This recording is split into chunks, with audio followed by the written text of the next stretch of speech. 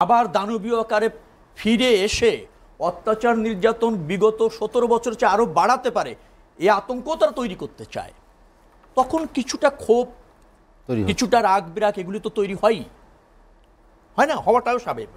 তবে আমি একটা জিনিস মনে করি যে এটাতে রাজনৈতিক, ধরেন 32 নম্বর গুড়িয়ে দেওয়া হলো, অথবা আওয়ামী পরিবারের, অথবা ধরেন শেখ পরিবারের স্থাপনাগুলি মাটিতে মিশিয়ে দেওয়া হলো, তাতে রাজনৈতিক অর্জন বা রাজনীতির আকাঙ্ক্ষা পূরণে, আগামী দিনের নতুন বাংলাদেশ নির্মাণে আকাঙ্ক্ষা পূরণে কতটুকু সহায়ক হবে সেটা নিয়ে প্রশ্ন রয়েছে, এতে কোনো সন্দেহ নেই।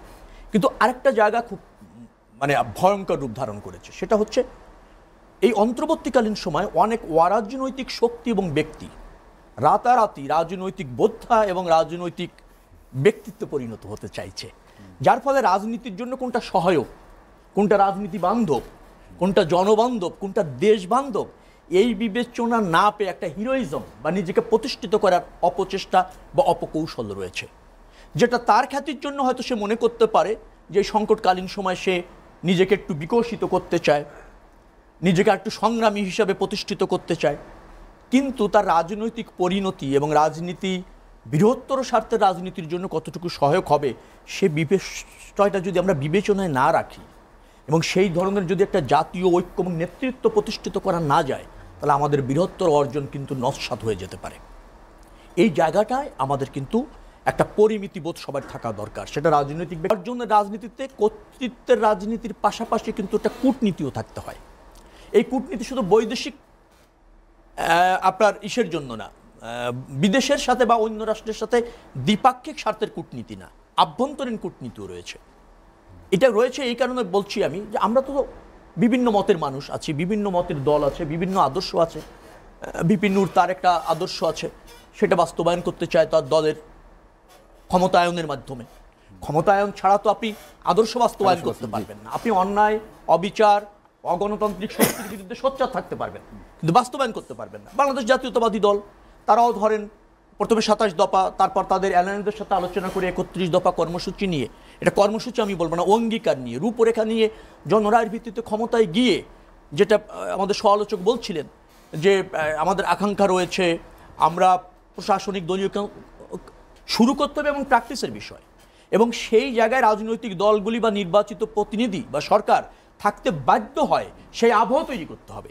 সেখানে ঘাটতি দেখা দিবে যদি এই প্রক্রিয়ায় ইতিমধ্যে 6 মাস চলেছে, আরও 6 মাস যদি এরকম এলোমেলো করে ফেলে অন্তর্বর্তীকালীন সরকার, তাহলে আমার মনে হয় যে দেশ এবং জাতির বড় ক্ষতি হয়ে যাবে।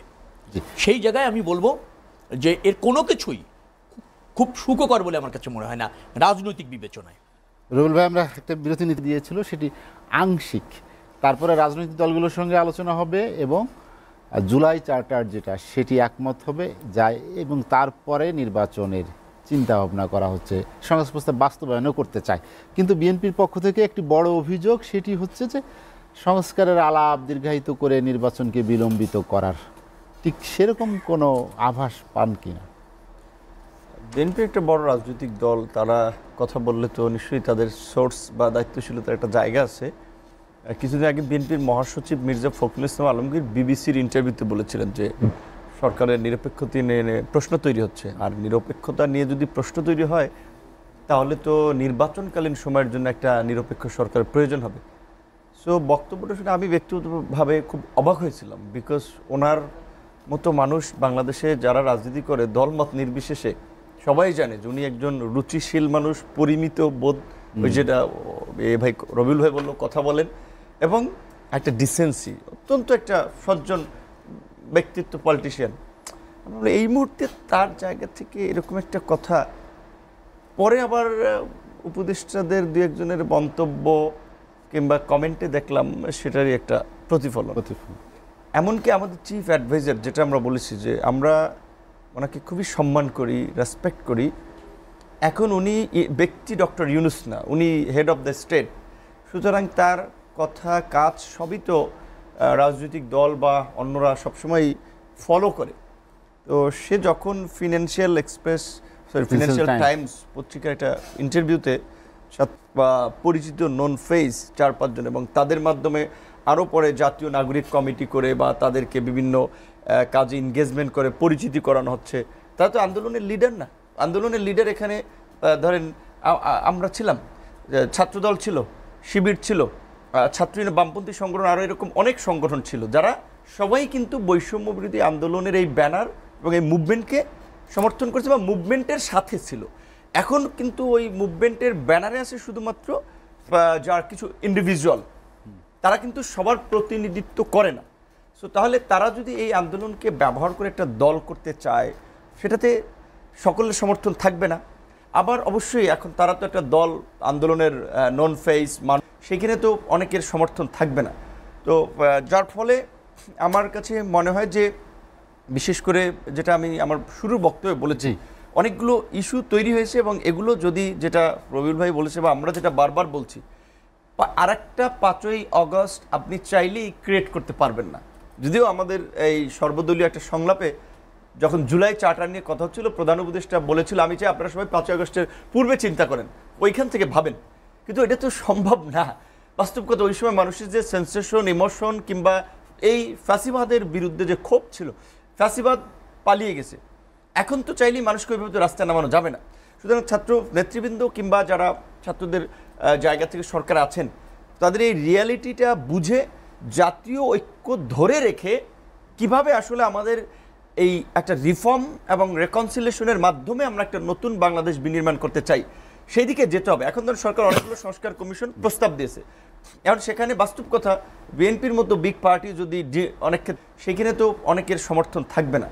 তো যার ফলে আমার কাছে মনে হয় যে, বিশেষ করে যেটা আমি আমার শুরুর বক্তব্যে বলেছি, অনেকগুলো ইস্যু তৈরি হয়েছে এবং এগুলো যদি, যেটা রবিউল ভাই বলেছে বা আমরা যেটা বারবার বলছি, আরেকটা 5ই অগস্ট আপনি চাইলেই ক্রিয়েট করতে পারবেন না।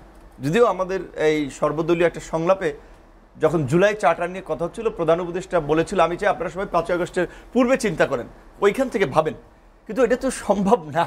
বাস্তব কথা, ওই সময় মানুষের যে সেন্সেশন, ইমোশন কিংবা এই ফ্যাসিবাদের বিরুদ্ধে যে ক্ষোভ ছিল, ফ্যাসিবাদ পালিয়ে গেছে। এখন তো চাইলেই মানুষকে ওইভাবে তো রাস্তায় নামানো যাবে না। সুতরাং ছাত্র নেতৃবৃন্দ কিংবা যারা ছাত্রদের জায়গা থেকে সরকার আছেন, তাদের এই রিয়ালিটিটা বুঝে জাতীয় ঐক্য ধরে রেখে কিভাবে আসলে আমাদের এই একটা রিফর্ম এবং রেকনসিলিয়েশনের মাধ্যমে আমরা একটা নতুন বাংলাদেশ বিনির্মাণ করতে চাই, সেই দিকে যেতে হবে। এখন ধরুন সরকার অনেকগুলো সংস্কার কমিশন প্রস্তাব দিয়েছে, এখন সেখানে বাস্তব কথা বিএনপির মতো বিগ পার্টি যদি অনেক ক্ষেত্রে, সেখানে তো অনেকের সমর্থন থাকবে না। তো যার ফলে আমার কাছে মনে হয় যে, বিশেষ করে যেটা আমি আমার শুরুর বক্তব্যে বলেছি, অনেকগুলো ইস্যু তৈরি হয়েছে এবং এগুলো যদি, যেটা রবিউল ভাই বলেছে বা আমরা যেটা বারবার বলছি, আরেকটা 5ই অগস্ট আপনি চাইলেই ক্রিয়েট করতে পারবেন না। যদিও আমাদের এই সর্বদলীয় একটা সংলাপে যখন জুলাই চার্টার নিয়ে কথা হচ্ছিল, প্রধান উপদেষ্টা বলেছিল আমি চাই আপনারা সবাই 5ই আগস্টের পূর্বে চিন্তা করেন, ওইখান থেকে ভাবেন, কিন্তু এটা তো সম্ভব না। বাস্তব কথা, ওই সময় মানুষের যে সেন্সেশন, ইমোশন কিংবা এই ফ্যাসিবাদের বিরুদ্ধে যে ক্ষোভ ছিল, ফ্যাসিবাদ পালিয়ে গেছে।